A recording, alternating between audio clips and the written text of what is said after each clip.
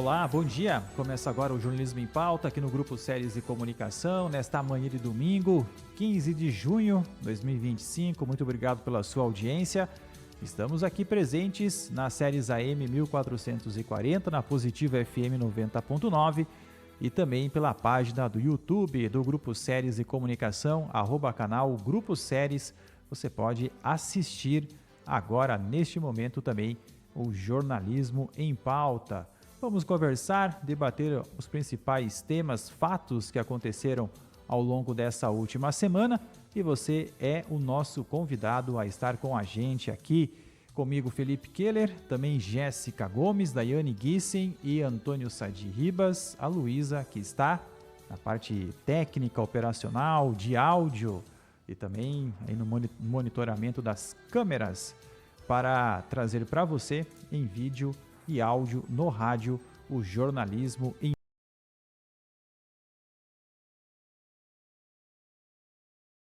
Bom dia, mais um jornalismo. Muito bom dia, Felipe, bom dia, Sadi, Daiane, a Luísa, aos nossos ouvintes, aqui nos acompanha também no nosso canal no YouTube. Mais um domingo juntos aqui debatendo vários fatos que aconteceram durante essa semana. Daiane Gissen, bom dia. Muito bom dia, Felipe, bom dia, Jéssica, Sadi, Luísa, todos os nossos ouvintes. Uma satisfação estar aqui neste domingo, trazendo mais informações na programação. É uma semana que teve frio, temperaturas baixas. Antônio Sadi. Pois é, Felipe, eu acho que foi a semana mais fria que a gente já presenciou, né? Bom dia para ti, bom dia para Jéssica, para Daiane, para Luísa, né?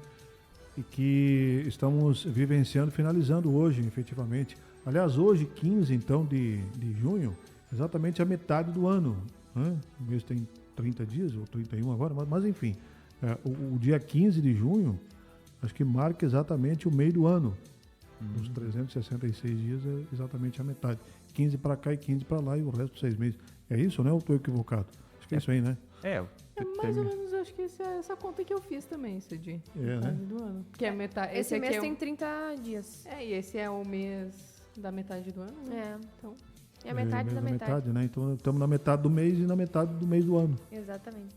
Então, estamos bem no meio, Felipe. Mais meio ano acaba o ano. Mais meio ano acabou. Aliás, eu tenho notado, a mim pelo menos, que esse ano tem passado rápido. Voando. Não sei se é a minha sensação ou se realmente tem se. Eu vejo pelas contas, eu pago no mês, quando eu vejo já estou pagando de novo. Não deu nem tempo de dar uma respirada, já estou de volta. Não sei se são contas a mais, não sei, mas as contas do me pagam no mês. Não está pagando duas vezes. Tá sempre voltando, né, Felipe? Nós temos um jargão jurídico, né, Felipe, que se a gente pagar mal, paga duas vezes. Então, se você pagar com a conta errada, você está devendo para a Daiane. E deposita na conta da Jéssica, por exemplo, você continua devendo para a Daiane. Né? Você paga duas vezes. Sim, eu tenho que controlar as contas, porque eu recebo as contas do mês no e-mail. Daí eu faço o Pix, vou fazendo o Pix, eu recebo os e-mails ali, abro a conta por empresa, né? Água, luz, telefone, internet. Daí eu vou fazendo o Pix. Tem gente que faz por débito automático, assim, né? Mas é um controle financeiro que eu faço, enfim, para ver quanto que eu gastei no mês, etc. Para não ficar que nem o governo, né? Em déficit fiscal. Algum controle a gente tem que ter, né? Até porque você não tem de onde tirar, né? Não tem como aumentar imposto, né, Felipe? Eu não posso aumentar IOF, nada. Não tem como. Pelo contrário. Aumentar a arrecadação, Felipe. Meu Deus do céu. Chega de impostos, chega de impostos. Começando com fatos internacionais, né? Um avião da companhia Air India com 342 pessoas, sendo 230 passageiros e 12 integrantes da tripulação, caiu na cidade de Ahmedabad. É isso? Ahmedabad, no oeste da Índia, informou a polícia local na última quinta-feira, que foi 12 de junho. Segundo as autoridades, a aeronave caiu em um hotel de hospedagem de estudantes de medicina fora do aeroporto da cidade. Entre as 242 pessoas estavam 217 adultos e 11 crianças, disse uma fonte à agência de notícias Reuters ainda na quinta-feira.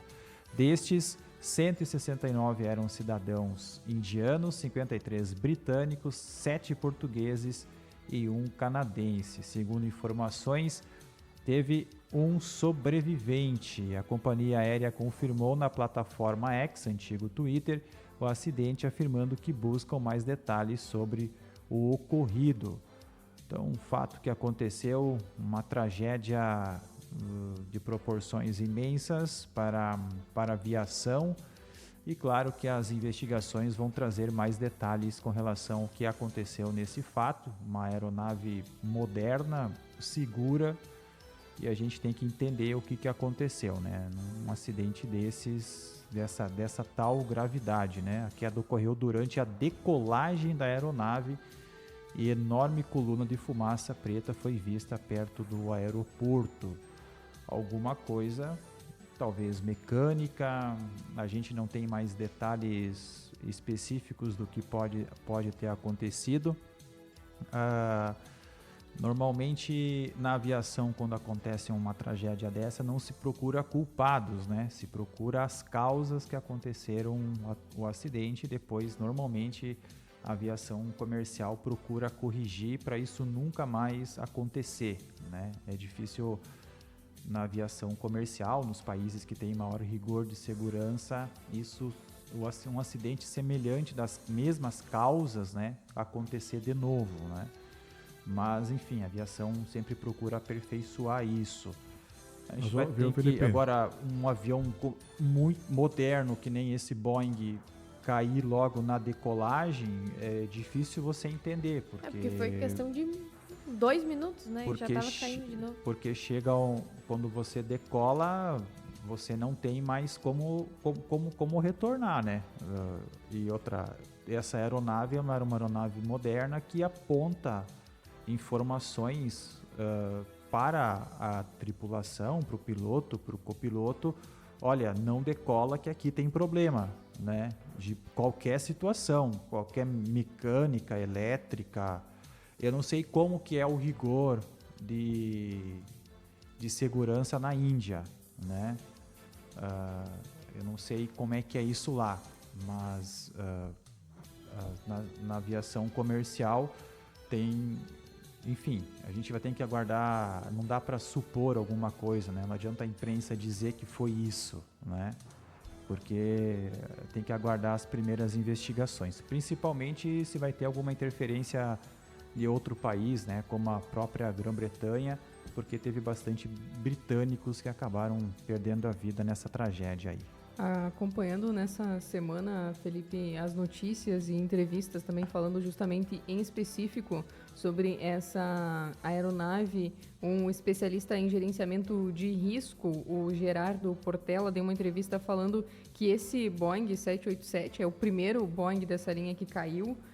O Dreamliner, então, está em operação desde 2011 e tem um histórico aí de ter problemas desde o início da sua operação, e que por diversas vezes essa aeronave, por mais tecnológica que ela seja, porque 80% dela é feito de um material metálico composto, que também garante que ela seja mais leve e tenha uma capacidade tanto de passageiros quanto de carga maior, ela também causou muitos problemas. E aí até o especialista lembrou do início, que logo no início das operações desse avião, a Japer Airlines também teve muitos problemas, onde se teve incêndios nas baterias, e por diversas vezes ao longo dos anos essa aeronave precisou desse modelo, então, fazer alguns pousos de emergência. Então é um Boeing que já estava cercado por alguns problemas que a empresa também vinha tentando melhorar ao longo dos últimos anos. Claro que a gente não sabe se essa é a causa, né?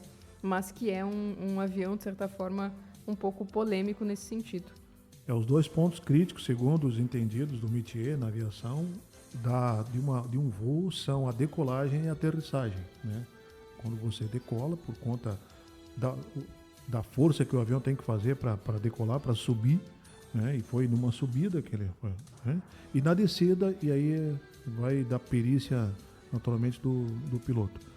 Mas o outro princípio da aviação dá conta que o avião é feito para voar e ele voa. Quando ocorre um acidente desse tipo aí, dessa ordem aí, é porque houve negligência geralmente humana, ou na fabricação do avião, ou na operação do voo.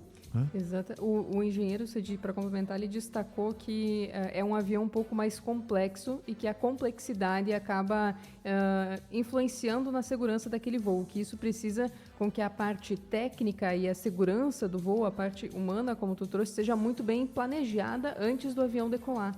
Então, existe uma complexidade muito maior quando se trata desse Boeing para que ele possa decolar em segurança e que os Boeings, então, a simplicidade é o que acaba trazendo mais segurança na aviação. E sempre lembrando que, em se tratando de 240 passageiros ou vidas que estavam dentro do avião, aí por isso que a aviação é considerada a mais segura do mundo, né? O meio de transporte mais seguro do mundo. Por quê? Porque tem todo um regramento que tem que seguir, tem todo um rito que tem que ser obedecido. E quando esse rito é negligenciado ou não observado, acontece, infelizmente, esse tipo de tragédia aí que é terrível e que chama a atenção de todo mundo. As autoridades indianas também já montaram um gabinete de crise para gerenciar o acidente e inclui a Índia, os Estados Unidos, que é onde o Boeing é fabricado, o Reino Unido, Canadá e Portugal, então de onde tinha as vítimas então deste acidente neste gerenciamento de crise. A Boeing teve aquela crise lá do 737 MAX, né, que teve onde que a empresa acabou escondendo um mecanismo dentro, um software dentro do avião e aí os pilotos não tinham um treinamento, né, porque seria muito custo para as empresas aéreas fazer o treinamento às suas tripulações, e aí a Boeing não colocou esse software, digamos, para os pilotos entender o que era esse software, né? O que era esse mecanismo novo do 737 MAX. Teve 2 quedas de acidentes fatais, 2018 e 2019. Até tem um documentário bem famoso na Netflix chamado A Queda, né? Pelo qual mostra realmente o que aconteceu, né? Que abalou a imagem total da empresa. A empresa sabia da causa dos acidentes porque negou informação às empresas aéreas de que teria que passar treinamento, as empresas aéreas teriam que passar treinamento aos pilotos para entender o comportamento do software e como agir frente a situações, digamos, de velocidade do avião e tudo mais. E aí, quando o software entrou em ação, os pilotos não sabiam como agir, de que maneira agir. E aí as 2 quedas foram de bico, literalmente no chão, porque eles não sabiam o que estava acontecendo, né? Eu li alguma coisa, viu, Felipe? É uma coisa assim absurda, sabe? Tipo, eles, mas vamos esconder isso aqui para vender avião? E depois teve a primeira queda e simplesmente a empresa se negou, né? Como disse a Daiane aqui, como você relatou agora, né, Felipe, quando o avião é muito tecnológico, ele não permite, por exemplo, a operação manual. Isso a gente lê em qualquer lugar. Esse é o princípio aí dessa modernidade que essa tecnologia implementou nos aviões. Então, o piloto, ele se torna refém da situação. Se ele não souber operar efetivamente, como é que eu poderia usar um termo aí para definir essa internet, abastecer ali com informações, ele vai ter problema, porque depois ele não consegue mais. Ele não consegue, por exemplo, manualmente operar o avião, ele não deixa, né? Ele não permite.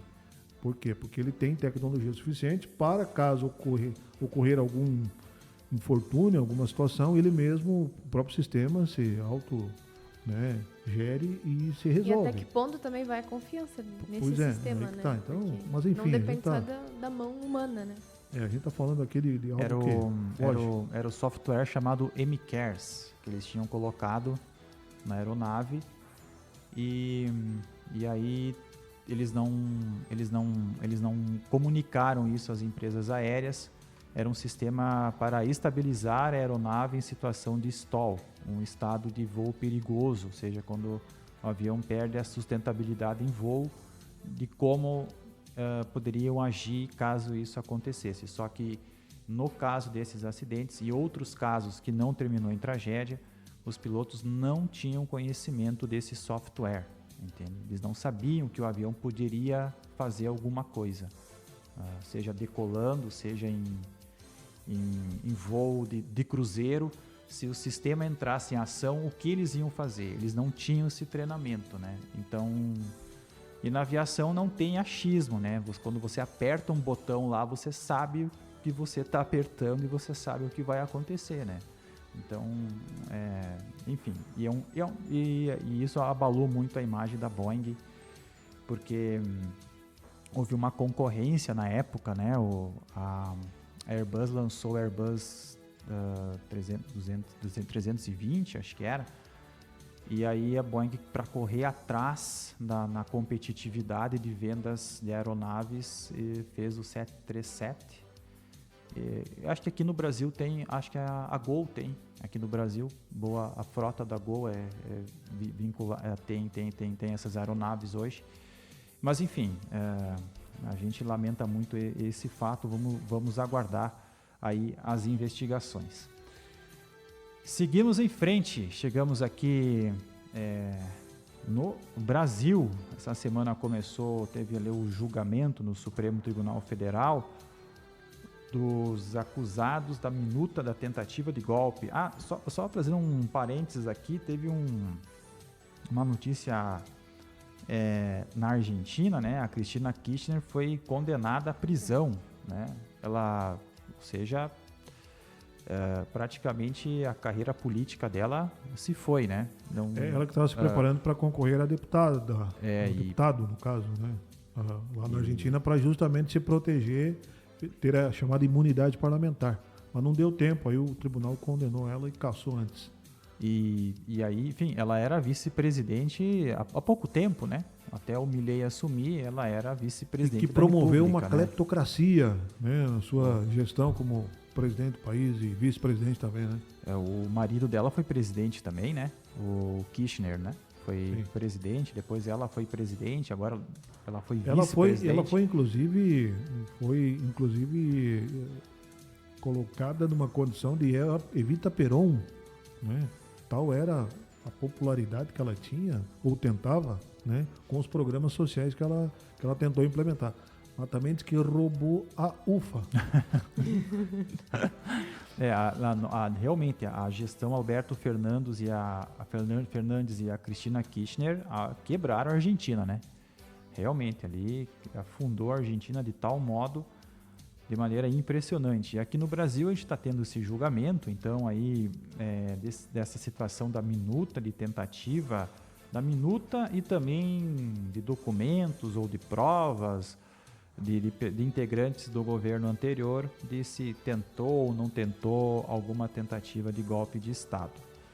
E claro, a gente ouvindo assim vários analistas políticos, né, meio que a condenação de parte dos réus, ela se deu já no momento que eles se tornaram réus, né? Muito por integrantes do Supremo Tribunal Federal que vão votar, né? Entre eles, o ex-advogado do presidente Lula, por exemplo. Ou seja, na prática, dá para se dizer aqui que parte dos integrantes do Supremo que vão votar para condenar integrantes do governo anterior são pessoas muito próximas do atual presidente, né? Então, dá para se perceber que é quase que um julgamento político, a não ser por decisões de um ou outro ministro do Supremo Tribunal Federal, né?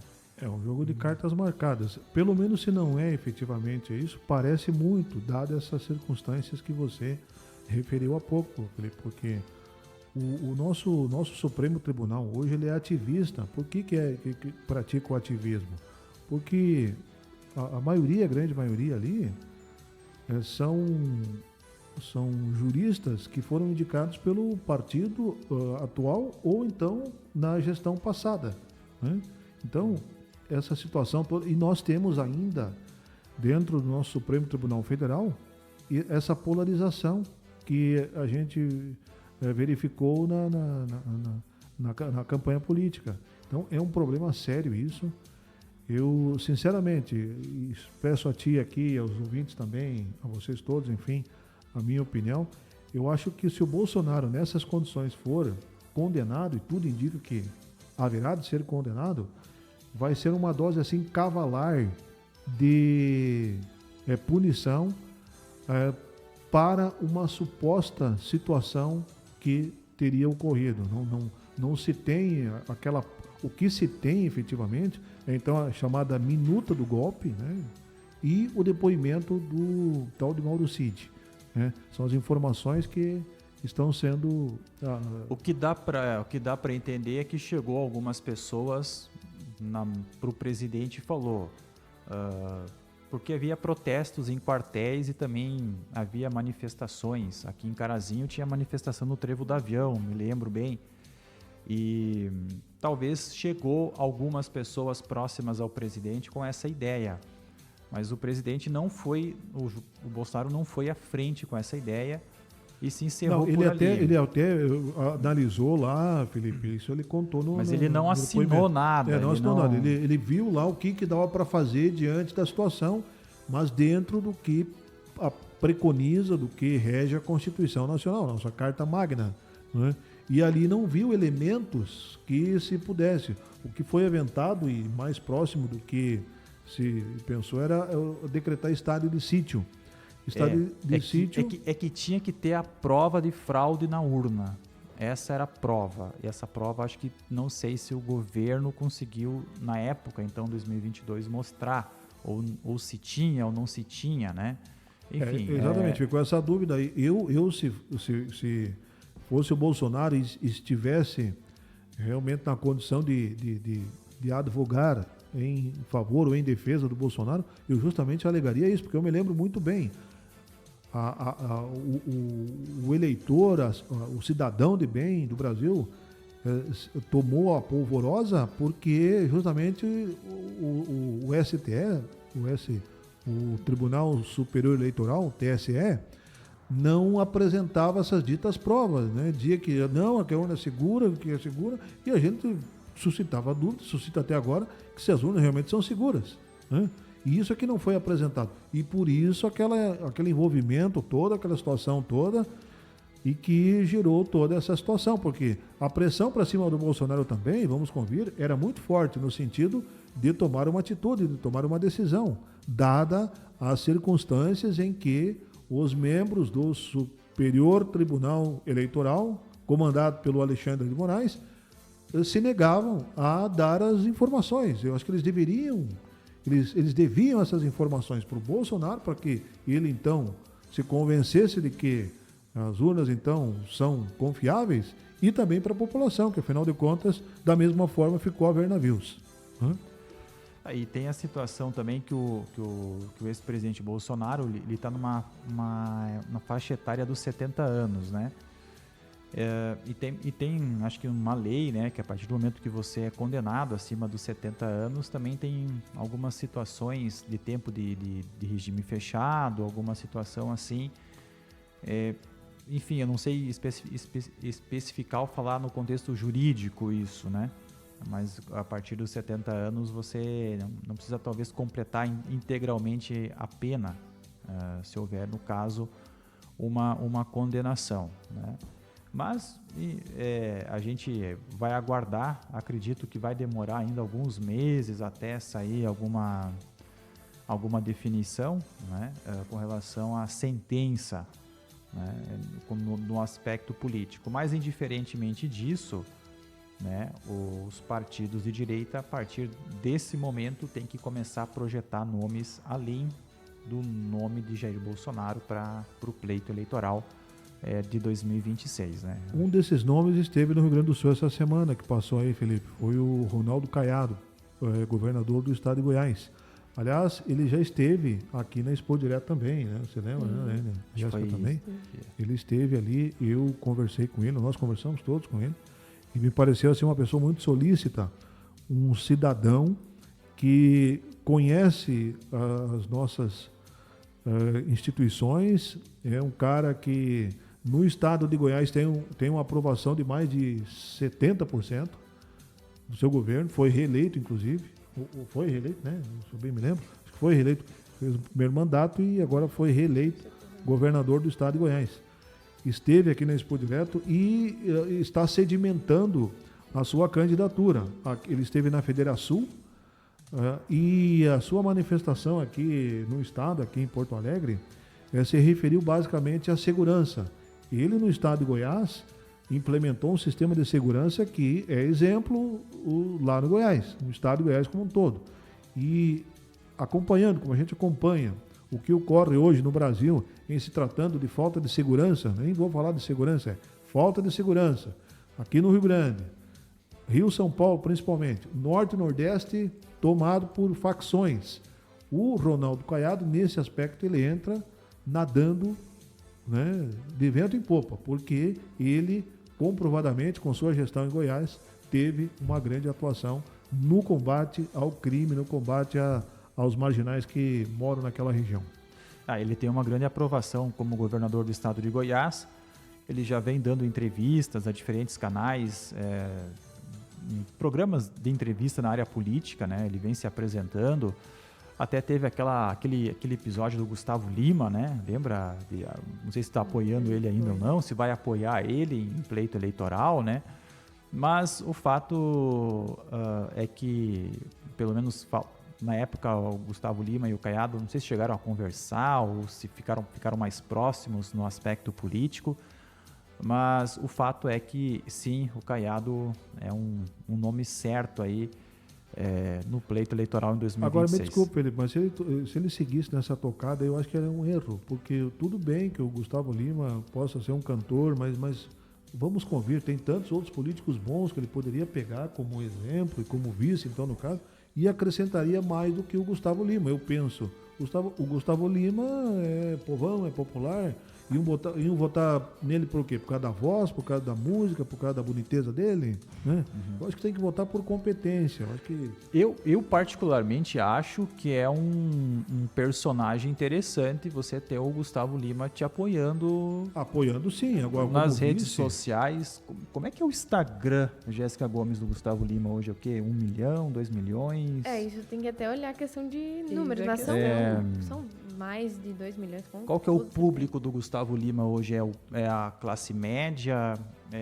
Isso tudo conta na hora de um apoio político. O jovem... Dá muita diferença de você ter um apoio e de você não ter um apoio. 46 milhões. 46 milhões? Aí ó. Seguidores no Instagram só, né? Aí que tá.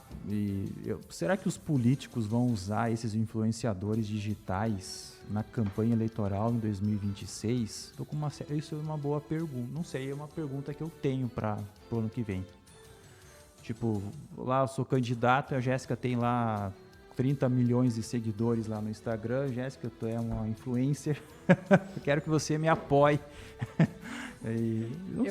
Eu acho que isso é uma tendência, Felipe, principalmente pela questão dos influenciadores aqui no país. Eu não sei se os influenciadores conseguiriam, porque divulga muita coisa porque eu não sei, ator, atriz de novela já não muda muito a opinião das pessoas, né? Mas os influenciadores, será que são influenciados? Conseguiriam influenciar o eleitor a votar no candidato? Eu acho que sim, Felipe. Tu acha que... Eu acho que sim. Eu acho que eles têm o poder de influenciar. Nesse sentido, sim. Se eles conseguem te convencer que você precisa ter uma bolsa ou um bebê reborn, né? Porque muitos entraram nessa onda por causa dos influenciadores. Eles conseguem ter essa influência também. Eu acho que isso chama ainda mais atenção para uma discussão para as eleições do próximo ano. Pois é. Porque vai... mas agora tem um detalhe também. Você falou em 46 milhões aí que seguem esse rapaz, né? Gustavo Lima. Que é um bom cantor, eu gosto muito, tem músicas muito criativas, gosto muito dele como cantor, assim. Né? Agora, esses 46 milhões, metade disso também está na mesma situação lá do Pablo Marçal, aquele, né? Deve ser a metade dele e os todos, então...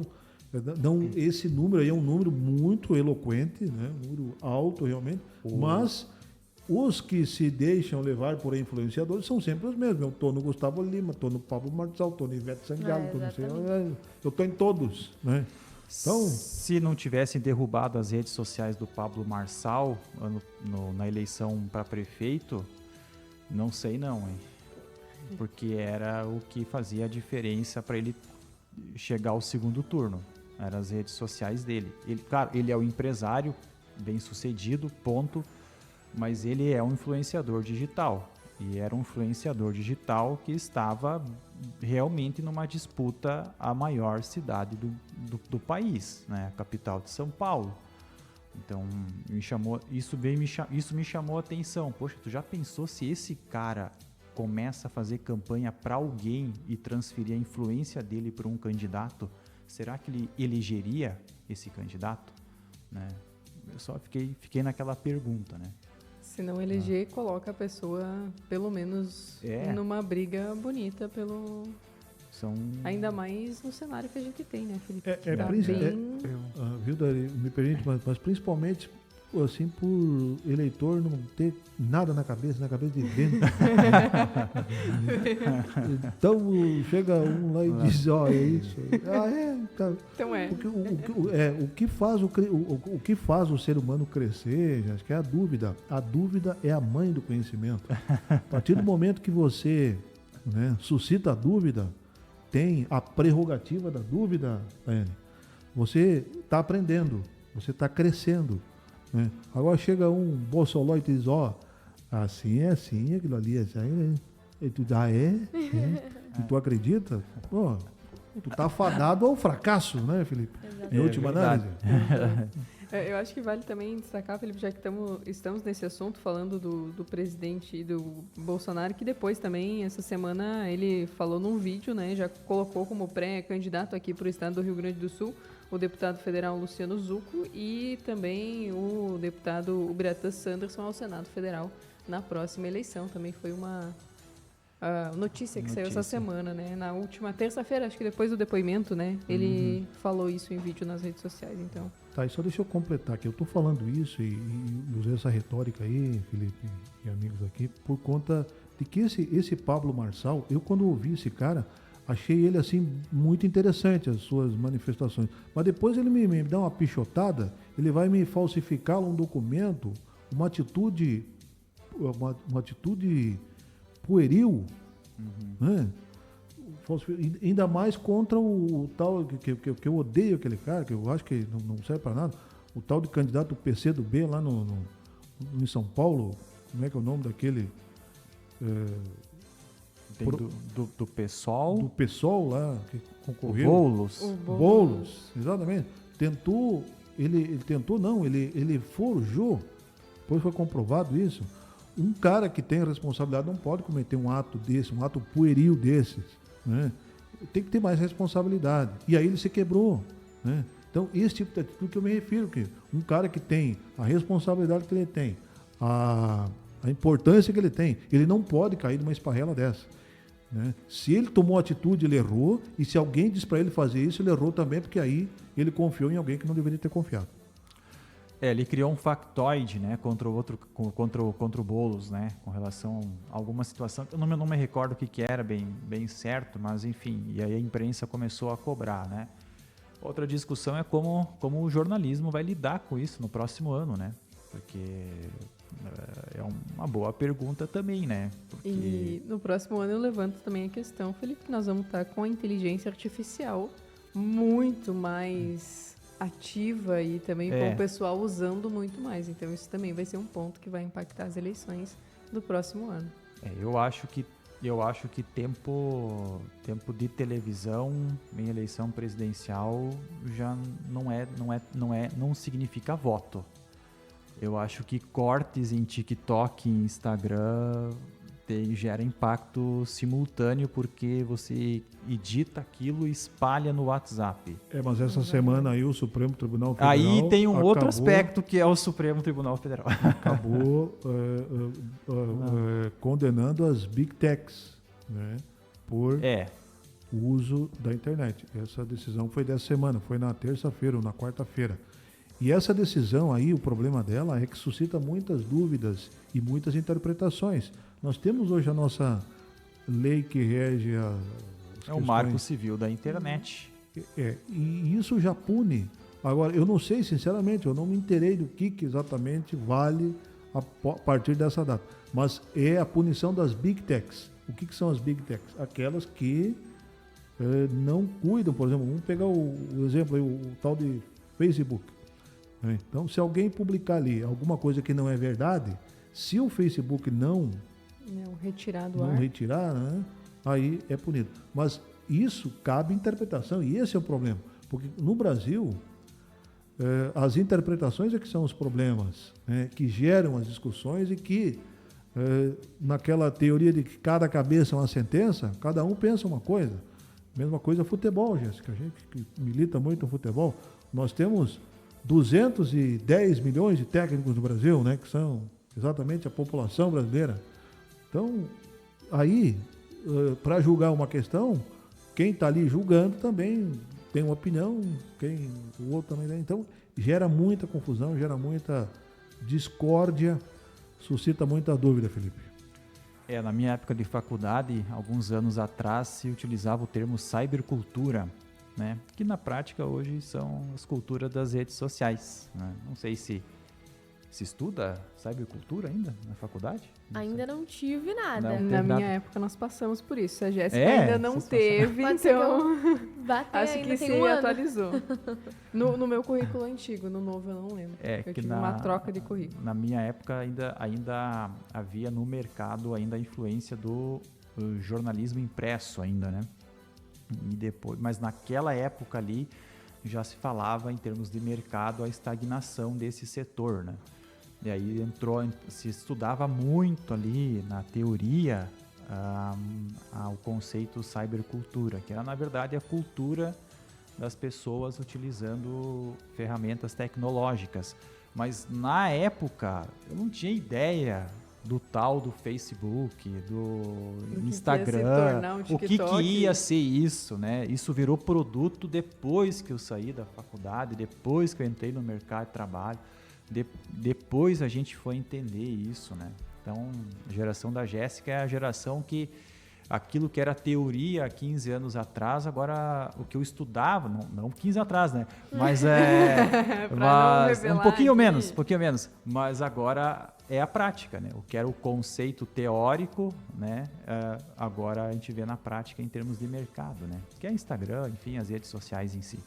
Enfim, muita coisa mudou de lá para cá. Seguimos aqui em Não Me Toque e na região. A gente teve assuntos importantes também. Tem tempo ainda? Tem mais tempo? Tempo. Vai 3 minutos, Luísa. Não? Mais? Não? Não, tem 30, acho que ela Tem falou. 30? Acho que é 30. Também não tem. 7 minutos ainda? 17. 37. 37. Fazia o gesto com a mão. Eu também fazia os O cálculos. pessoal não brincava de imagem e ação aqui desse jornalismo quando era jovem. Eu brincava. Tu brincava, Felipe? Do De quê? imagem e ação? Como? Imagem e ação, não é? Que você pega a cartinha, daí você tem um negócio, sim. você tem que fazer uma mímica pro pessoal adivinhar. Sim. Tem que jogar em família ou Aham. amigos. Sim. Não, quando eu tinha a prova de matemática, eu fazia os cálculos com os dedos, sim. E aí meu professor, tá falando sozinho? Não, eu tô... Esse é meu raciocínio. Meu raciocínio fazia assim, com os dedos. Daí eu pegava e ia fazendo o cálculo. Né? Mas enfim. Sistemas. Sistemas da... Vai ver por isso que eu não fiz exatas. Mas o fato é que a gente teve no começo dessa última semana inauguração da farmácia popular, da farmácia municipal, e também da Unidade Básica de Saúde do bairro Santo Antônio, investimentos de recursos próprios. O Sadi esteve acompanhando essa pauta na segunda-feira. Teve emenda também, Sadi, ou foi recurso próprio os dois projetos? Aqui na farmácia popular foram recursos do erário municipal, 400 e poucos mil, não sei se é 30, mas 400 e poucos mil reais, que o Executivo Municipal de Não Me Toque financiou essa farmácia popular. Lá no posto do bairro Santo Antônio, que foi um investimento de 700 mil reais, 300 e alguma coisa, 350 do governo do estado e os outros 400 do poder público municipal, do erário municipal. Então, as duas obras aí passou de 1 milhão e pouco, né, de reais. e que, com certeza, Felipe, estão gerando, nesse momento, uma condição muito boa para o cidadão que busca esse tipo de atendimento. Lá no bairro Santo Antônio, com ampliação daquele espaço físico, essa unidade básica que passou, então, para quase 500 metros quadrados de área construída, tinha 200, né, quase que dobrou praticamente o que foi ampliado lá, e é realmente uma condição muito boa que a população do bairro Santo Antônio tem com essa ampliação, né? E o mais importante aqui no que se refere à farmácia básica, e que ensejou então a manifestação do prefeito municipal, o prefeito Maninho, é que ele pretende ali colocar todo o contexto de busca por esse tipo de atendimento, Felipe. Então, não precisa, por exemplo, você pegar a consulta lá e vir aqui. Ali todo o processo vai ser... É um processo unificado, né? Exatamente. Vai ficar tudo ali, vai facilitar, você não precisa estar correndo para lá e para cá, ir para o hospital para lá, né, faz a consulta ali. Então, é realmente uma atitude de pensar nas condições das pessoas que, né, buscam por esse atendimento, facilitando a vida das pessoas ali na farmácia popular. Diminui o tempo de espera e também diminui a parte burocrática, né, Sadi? Os encaminhamentos são feitos diretamente no local, né? É isso aí, exatamente. Não há longas caminhadas para a pessoa. Se precisa, por exemplo, agendar uma viagem para lá ou para cá, já agenda ali. Né? Não precisa ir lá no posto, por exemplo. Lá no posto tem lá um departamento que cuida. Acho que eu não sei como é que vai funcionar, o prefeito vai equacionar isso aí. Mas a tendência é que aqueles colaboradores que estão lá fixem ali, então fique tudo junto ali, para esse tipo de agendamento, por exemplo, se for o caso de agendamento para uma viagem futura. Marcação de exames também, essas coisas todas, fica tudo ali. E aí os postos ficariam só para consulta, então, né? Só para esse atendimento. E também a gente teve, além da reinauguração da farmácia e, claro, da reinauguração da unidade básica de saúde do bairro Santo Antônio, ontem no Metoc teve a doação de sangue, uma parceria com várias entidades, a Secretaria Municipal de Saúde. Daiane tem como falar um pouquinho mais, até porque a Simone Langro, né, esteve no Central também, ela que é da associação que é responsável pela captação de pessoas, inclusive para fazer a doação que aconteceu ontem aqui no Metoc. Com certeza é um trabalho muito importante, né? A gente está no mês Junho Vermelho, então em que se evidencia essa campanha da doação de sangue, mas é importante lembrar que se precisa doar sangue ao longo de todo o ano, né? E tem o grupo, então, Amigos de Sangue, aqui de Nometoc, que faz esse auxílio, organiza grupos também ao longo do ano para ir a Passo Fundo fazer a sua doação. E neste final de semana, então, teve o ônibus do Hemopasso aqui em Nometoc, destacando que a lista foi lotada, né, Sadi? Trouxe aqui para nós que todos os agendamentos estavam completos já no início desta última semana e ainda já tinha lista de espera também, porque caso alguém tivesse algum resfriado, não pudesse ir para completar todos esses atendimentos. Foram cerca de 100 atendimentos realizados neste final de semana. Então, realmente foi um passo muito importante, pelo que ela nos falou, né? Eu não sabia dessa informação, mas uma bolsa de sangue pode salvar até 4 vidas. Então, é realmente algo que faz a diferença a doação de sangue. Aliás, Daiane, ontem tivemos em Colorado também doação de sangue e Lagoa dos Três Cantos. Essa semana aí foi prodigiosa. Lagoa dos Três Cantos foi até Passo Fundo, né? Foi até Passo Fundo. Na verdade, reuniram ali um grupo numa van e foram lá para Passo Fundo. Não foi o Hemopasso, por exemplo, que veio até Lagoa. No caso de Colorado, o Hemopasso de Cruz Alta, que esteve lá, né? E aqui na Metoc também, né? Foi o de Passo Fundo, de Passo Fundo que esteve aqui. Não quero dizer no sentido que veio até aqui. Veio até aqui, isso.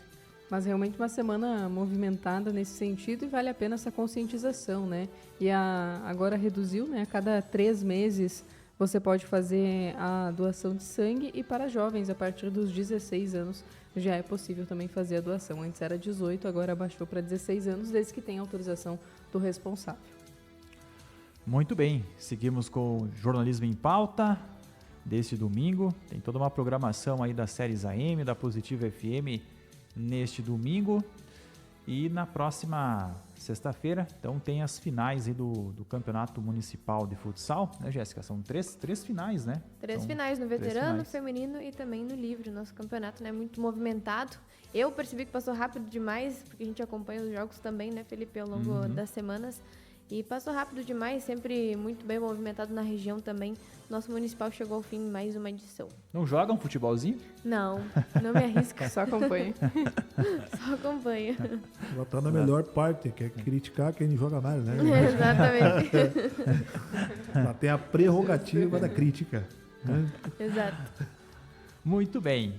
E a gente chega aqui na reta final do programa. Mais Antes alguma informação? Mais um? Sim, eu tenho uma informação. O Felipe gostaria de fazer um apanágio aqui sobre uma condição que essa semana também o nosso governo federal, através do presidente Lula, encaminhou ao STF um pedido para que o tribunal não dê ganho de causa para aqueles aposentados que foram lesados, roubados pelos sindicatos,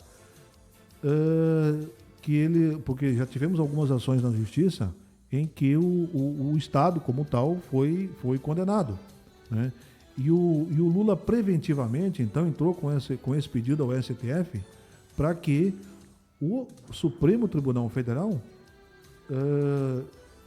cesse, por exemplo, esse tipo de situação, ou esse tipo de tentativas. Proibisse condenações indenizatórias aposentados. Exatamente, para o governo. Esse foi o pedido. E foi mais ainda adiante, o presidente Lula, ele pediu que o ministro do nosso STF, que para julgar, seja o Dias Toffoli, né, que foi o advogado dele lá na luta de Curitiba. Então, eu sinceramente, esse tipo de coisa, esse tipo de situação, coisa é algo... Tu vê, Sadi, o PT pode, acho que até vai perder a próxima eleição pelo governo que está fazendo neste momento, mas ele deixa um Supremo Tribunal Federal, digamos, a seu favor do ponto de vista ideológico, né? Inclusive a gente vê ministros do Supremo Tribunal Federal tendo manifestações públicas, né? Políticas, inclusive, mas, digamos, as indicações, né, feitas... Esse tipo de atitude aí o Felipe, ela pode ser até... Bom, eu não consigo ver nada assim de moral, de legal nisso, né? Como é que você preventivamente está induzindo o tribunal para que ele não julgue, para que ele não analise um pleito de roubo, caracterizado roubo do cidadão que mais precisa, do aposentado? Como é que um chefe de nação pede isso, né? Isso que eu queria entender, tia. Nós temos mal, Felipe, nós temos muito mal. E não tem perspectiva aí de melhora. Nessa questão de mudanças de indicações ao Supremo Tribunal, concordo com a opinião de que para ser ministro deveria ser juiz de carreira. Eu concordo com essa opinião. Claro que a pessoa pode até ter um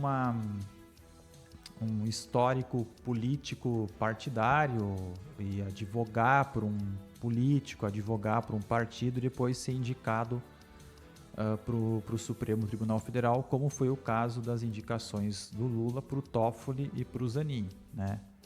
Que eles são hoje ministros do Supremo Tribunal Federal. Mas acredito que o fato de você ter a experiência de julgar casos e pessoas em instâncias consideradas inferiores, né? E você ter, digamos, na seleção, ter experiência como juiz na esfera federal, para mim, acho que seria importante, né? Importante. Para mim, pode manter a idade até os 75 anos, pode manter. Não acho necessário dar mandato para quem é ministro, mas eu acho que na seleção, quesito ser juiz de carreira para receber uma indicação. Como, por exemplo, para você ser do Ministério Público, você ser um promotor de carreira para receber a indicação para ser chefe do Ministério Público em Brasília. Pelo menos é uma observação que eu acho importante do ponto de vista de isenção, né? de isenção na hora, porque não pode você saber o resultado antes do julgamento pela opinião política da Suprema Corte, ou de alguns integrantes da Suprema Corte, né? Isso está errado. Isso que está errado, ao meu ver, pelo menos. Enfim, vamos dar tchau? Vamos já. Tchau.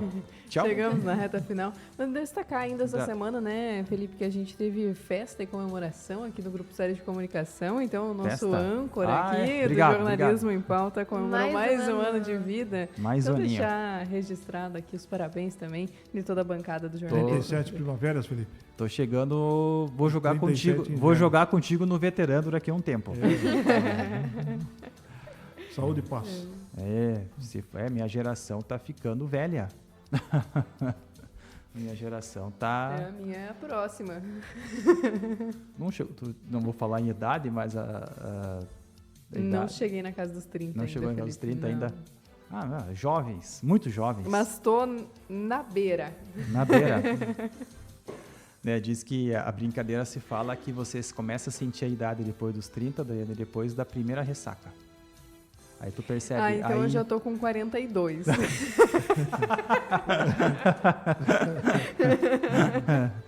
Se for esse balizador, é 42. Muito bem. Importante, como diz a frase, é ter saúde. Exatamente. Obrigado, Jéssica. Muito obrigada, Felipe. Obrigado, Daiane, Sadi, a Luísa, os nossos ouvintes. Até domingo que vem. Obrigado, Daiane. Até domingo que vem. Um ótimo final de semana a todos. Valeu, Felipe. Valeu, Sadi. Grande abraço aí. Bom domingo para todos. Boa corrida para o Sadi, que sei que o Sadi sempre corre aos domingos. Luísa, tudo bom? Obrigado. Como é que foi o vôlei? Classificaram? Já foi, não teve outro depois daqui. Depois não teve mais.